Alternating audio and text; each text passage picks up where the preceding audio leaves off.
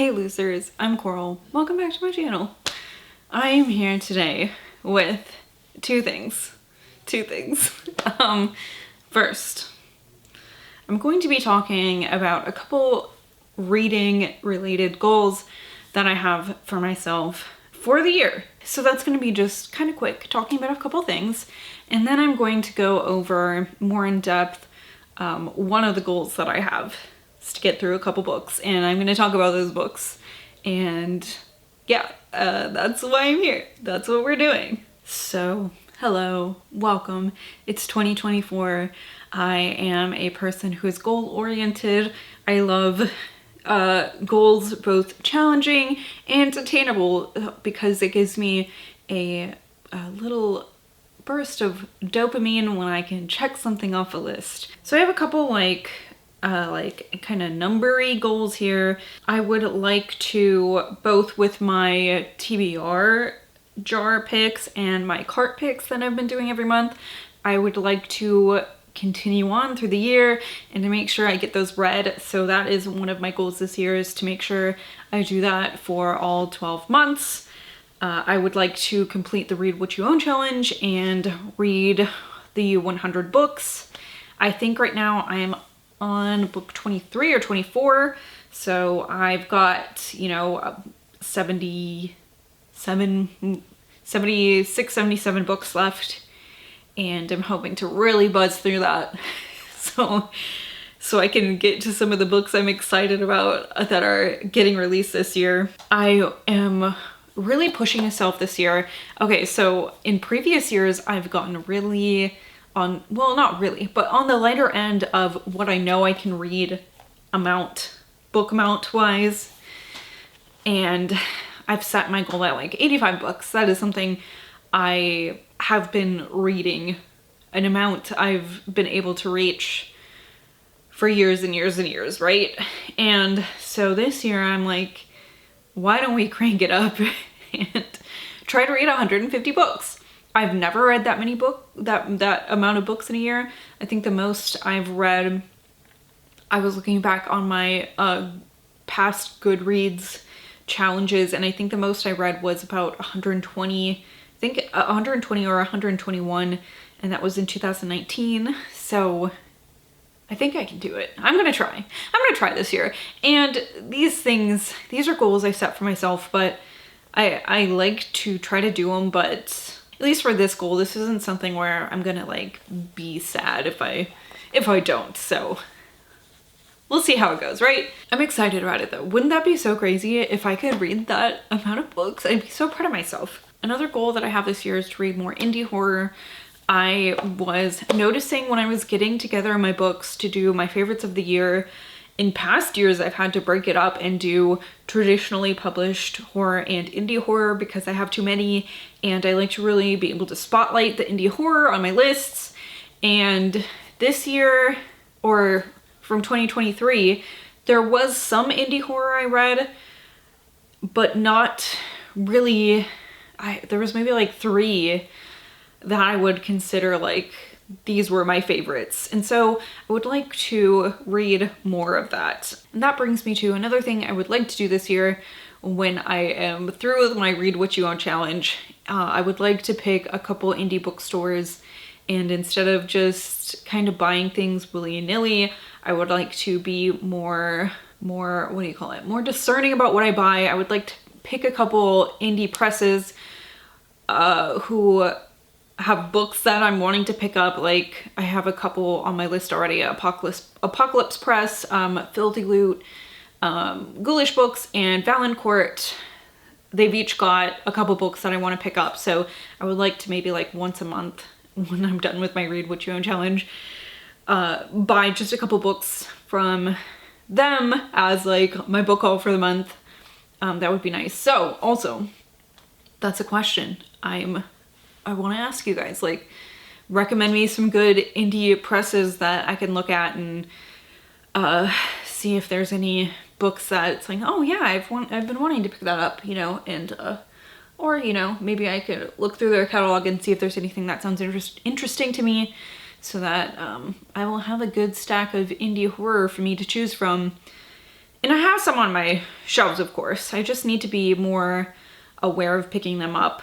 Or, you know, it doesn't even have to be indie presses either, because I know a lot of indie horror is also independently published, which there was a couple that I read last year that was independently published. So just tell me about your favorite indie authors and I'll do the rest, okay?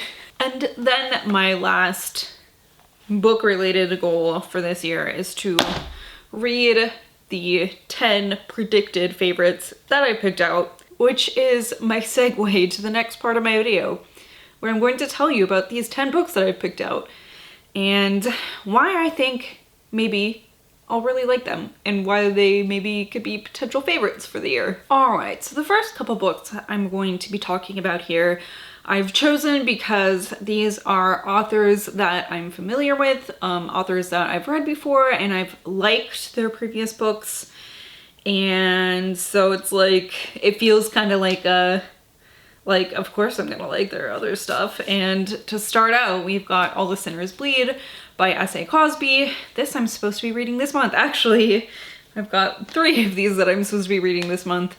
This is a crime thriller about a small town sheriff. There has been a murder in his town, which is like not something that really happens where he lives.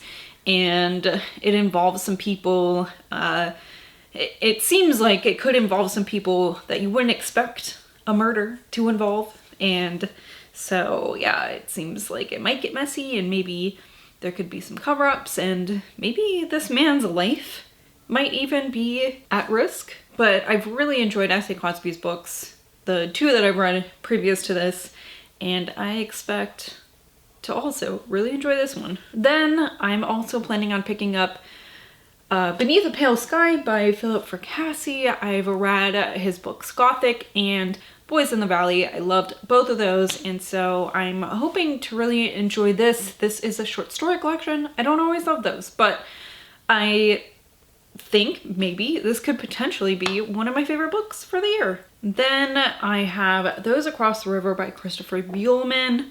If you watched my TBR video, I gave you a really messy synopsis of this. Like, I really don't know what's going on here. Something about a man going back to his like ancestral plantation, which just sounds like really messy. He's going to be writing like a family history and you know, it just like, it's never good when you're going back to your ancestral plantation, you know what I mean?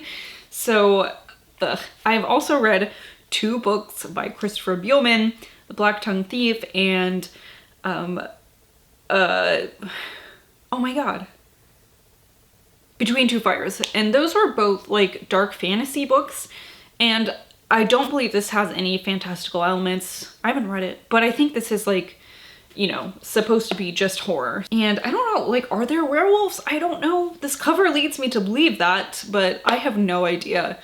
I want to find out though. And then The Handyman Method by Nick Cutter and Andrew F. Sullivan.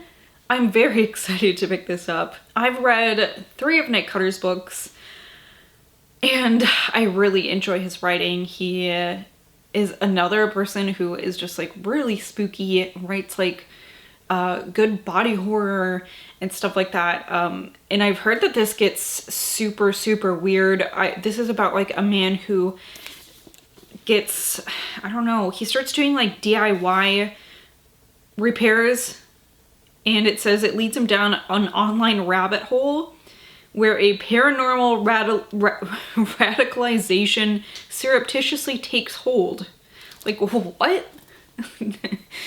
Like, evil tool time? I don't know. I don't know, but I want to find out. This sounds so weird, and I've heard that it gets really wacky, but maybe not in a funny way. Maybe just in like a terrible way. I mean, honestly, I've never heard of a book like that before. Then on my list is The Last Days of Jack Sparks by Jason Arnopp. I've read one of Jason Arnopp's books before, Ghoster. That was like a haunted phone book. Not a haunted phone book, but a book about a haunted cell phone, and I didn't really love it. But I've heard that this is really good, and what I hear about it a lot is like Jack Sparks is like a really unlikable character, which is something I enjoy in a novel if it's done well enough, you know, if it's done like purposefully and well. This is about, I think he's like a paranormal, he's a journalist and he's researching some occult thing, right? And he's like a controversial figure and he goes missing. This video surfaces, it says 40 seconds of chilling footage that Jack repeatedly claimed was not of his making, yet was posted from his own YouTube account.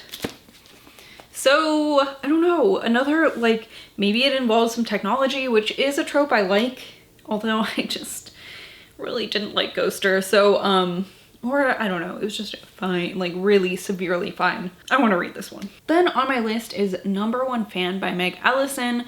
This came out last year and this was on like my most anticipated of the year, and I found a copy of it but never got around to it, so here it is. This is like about a woman who, an author who gets kidnapped by an obsessed fan, and so, you know, I'm thinking like Misery, stuff like that, and I like modern Misery, right? So I'm excited to read this. I don't know much about it. I really haven't heard many people talk about it, but it just sounds good. It says, set against the backdrop of convention culture and the Me Too reckoning, Number One Fan unflinchingly examines the tension between creator and work, fandom and source material, and the rage of fans who feel they own fiction. So, ooh, it does feel timely, you know, seeing the things that some people say to and about authors on social media. We'll see how this is. It sounds like it's going to be a romp. Next on my list is A Dowry of Blood by S.T. Gibson, and this is about a woman named Constanta who is saved from the brink of death by a mysterious stranger. She is transformed from a medieval peasant into a bride fit for an undying king. So it says she is Dracula's first bride. I do love Dracula. I've heard that this is good. I am kind of sad that I don't have like the first edition printing of this with the beautiful cover. I will show you a picture of it here. But I ended up seeing this edition at Barnes & Noble and I was like, well, I'll just get this then, because I do really want to read it, and eventually I'll come across the other copy. So I want to read this. It seems like a great like gothic, romancy, creepy, blood-filled, romancy Dracula thing. So I really want to read it. And I heard that it has either, I don't know if it's like a sequel or a companion or something that's coming out this year. So maybe I'll read this and eventually get to that. This is Wormwood by Poppy Z. Brite, and I've read his books before, and I've read one of his books before. I read Exquisite Corpse, which was so excellent. I read that last year. It's the first time reading his books. Seriously obsessed. I feel like it was like a transformative moment for me as a reader. Like, oh, it opened like a door for me, and it's like, this is what I am looking for in books now. And so I need to read more of his books. And so here I am. I would like to read Wormwood. This is another short story collection, which, like I've said, I sometimes am kind of ooky and weird about short story collections, but I am gonna give it a try. It says this was formerly titled Swamp Fetus. I wish it was still titled Swamp Fetus. Anyways, I've heard that this is great, and I loved Exquisite Corpse, so I'm just gonna tell you right now, I'm not even making space in my brain for like a reality where I don't love this book. Okay, the next two books I have here, the last two, are both nonfiction books. This first one here is Bitten by Pamela Nagami, MD. She is a medical doctor, and this is just snippets. It says true medical stories of bites and stings. I just like weird medical nonfiction like this. I have 2 of this author's books actually. The other one, what's the other one about? I think it might be on my TBR card. Oh yeah, the other one is also just like stories about weird medical shit. So I'm gonna read this one. It sounds like it's just gonna be weird and gross, and that's all I'm expecting from it. And then one that's maybe not gonna be quite so fun. This is Inferno, a memoir of motherhood and madness by Katherine Cho. And this is about a woman who suffered through postpartum psychosis. This has been a book I've been really looking forward to reading, and I found a used copy of it. I was like, holy shit, I gotta pick that up. Like, this is a memoir of a woman suffering with postpartum psychosis. If you're not sure what that is, it is like, maybe you've heard of postpartum depression. This is a condition that can happen after somebody has a baby and your hormones are like super out of whack. Like, it's really common to have what they call baby blues, where you just really don't feel yourself. It's a huge change and it's really rough. And sometimes it can be so bad that you start to go through a psychotic episode, and it can be very dangerous. And that's what happened to this woman, and it's not her fault, and she didn't want it to happen, but it can be very dangerous, and it's really important that your partner, you have support from your partner and your family and your doctor, and hopefully somebody like notices this and can get you help like quickly, because it can lead to a dangerous situation. So I really don't know the outcome or the details of this woman's story. I just know that that's what this is about, and I'd really like to read it, because I don't think that that's something, well, I just don't think that, I think maybe it's getting better, but I think that society has this kind of template for like how you're supposed to be as a mother, and you're supposed to just be really happy that you have this baby now, but like it's really hard, and it's sometimes you're not happy. And it's even worse when it's like, oh, I'm not happy, but I'm supposed to be. Why am I not happy? You know what I mean? So yeah, I'd like to read this and talk to everybody about it. Just a real feel bad book. All right, well, those are 10 books I'm hoping to get through at some point through the year. And these are books that I'm really looking forward to. I think that they could potentially be favorites of the year. And that's why we're here, and that's why I'm filming this video. So let me know if you've read any of these and what you've thought about them. If you have any books that you're looking forward to this year, like any books that you're like, oh yeah, this one is gonna be a favorite. I'd love to hear about it. Thank you so much for watching. I hope your year is starting out well, and I hope it continues to be a great year for you. See you later.